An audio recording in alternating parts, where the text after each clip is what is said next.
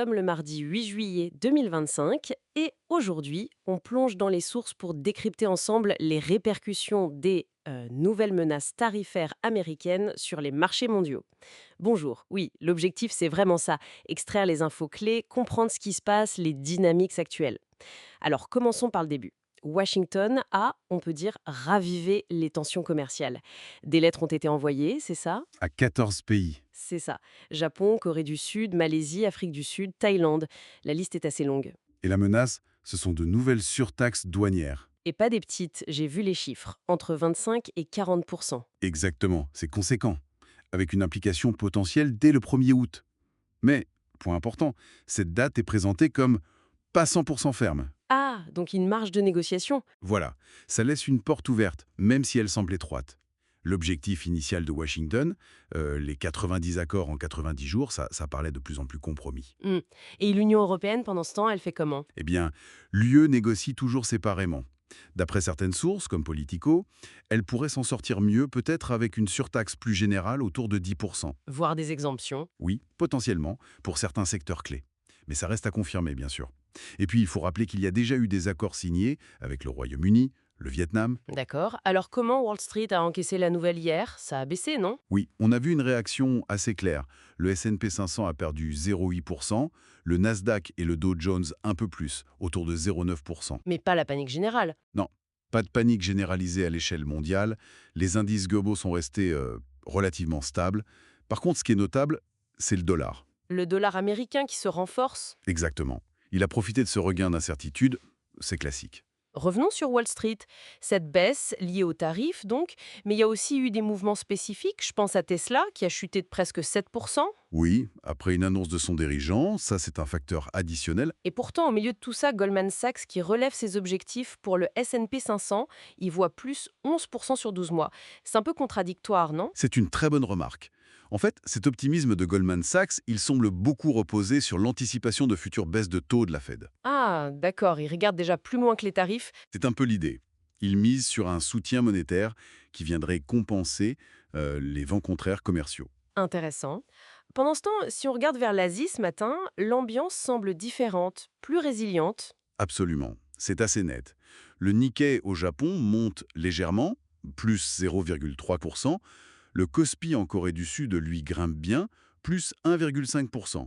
Même Shanghai est en hausse. Comment on explique ça? Ils n'ont pas peur des tarifs? Disons que les investisseurs là-bas semblent parier sur une résolution.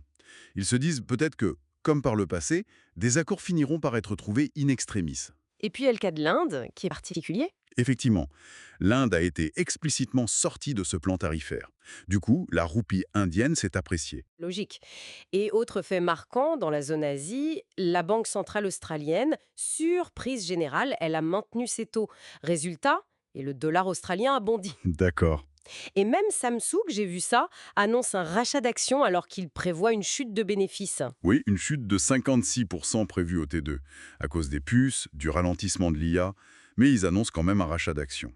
C'est un signal de confiance envoyé au marché, malgré tout. Et l'Europe, dans ce contexte, comment ça se présente? Les indicateurs avancés, les futurs sur le Stoxx 60, ils montrent quoi? Ils suggèrent une ouverture plutôt prudente, en légère baisse. L'incertitude pèse, et puis le dollar fort, ça joue aussi. Mais l'euro est fort aussi, non? Tout à fait. Et c'est là que c'est intéressant pour l'Europe. L'euro a pris environ 14% face au dollar depuis le début de l'année. Et cette force de l'euro, eh bien, ça peut rendre les actions européennes plus attractives pour les investisseurs étrangers. Ah oui, d'un point de vue purement change. Exactement. C'est un facteur de soutien potentiel, même si le climat général reste tendu.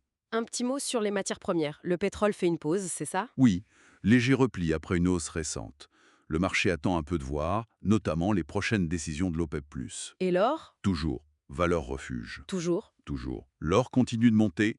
Il confirme bien son rôle classique d'actif refuge quand les tensions commerciales ou géopolitiques augmentent. Alors, face à tout ça, comment réagissent les grands investisseurs? BlackRock, par exemple, ils font quoi? Eh bien, BlackRock semble adopter une approche de prudence sélective. Il privilégierait les obligations d'État de la zone euro, jugées plus sûres, Ok. tout en gardant une exposition à la tech américaine, qui a très bien marché, et en ciblant aussi certains marchés émergents considérés comme plus résilients. Mais alors, expliquez-moi ce chiffre incroyable, malgré cette prudence affichée, Les flux vers les actions mondiales ont atteint un record sur 8 mois la semaine dernière, 43 milliards de dollars. Ah oui, c'est fascinant ce paradoxe. Ça suggère peut-être que la peur de rater le train, le fameux FOMO, est plus forte que la peur des tarifs pour certains. Ou qu'il y a juste beaucoup d'argent qui cherche où aller. C'est ça aussi. Énormément de liquidités en quête de rendement qui continuent d'affluer vers les actions malgré les risques bien identifiés. Il y a une vraie tension, oui. Qu'est-ce qu'il faut surveiller dans les jours et semaines qui viennent alors? Bon, évidemment, l'évolution du dossier des tarifs US, même si la date semble glisser vers le 1er août, et puis surtout la saison des résultats d'entreprise qui démarre aux États-Unis. Avec les banques, la tech, JP Morgan, Microsoft. Exactement. Et attention aussi aux avertissements déjà lancés par les géants pétroliers comme ExxonMobil et Shell. Ils s'attendent à des bénéfices en baisse à cause des prix de l'énergie. Donc, pour résumer, on a un marché qui navigue un peu entre deux eaux. D'un côté, la crainte des tarifs qui pèsent, surtout aux US, et sur le pétrole. C'est ça. Et de l'autre, des signes de résilience en Asie, un certain optimisme lié au taux, l'attrait de l'Europe grâce à l'euro fort, et puis ces capitaux qui continuent d'arriver massivement. Exactement. C'est un tableau très contrasté. Et ça nous amène à une question de fond, je pense, pour la suite. Oui, c'est vrai. Dans ce contexte un peu d'équilibriste, où est-ce que les stratégies d'investissement ont le plus de sens? Est-ce qu'il faut continuer à parier sur la tech américaine qui performe si bien malgré les valorisations élevées? Ou est-ce qu'il vaut mieux chercher la sécurité apparente des valeurs refuges plus classiques comme l'or ou certaines obligations? Vaste question.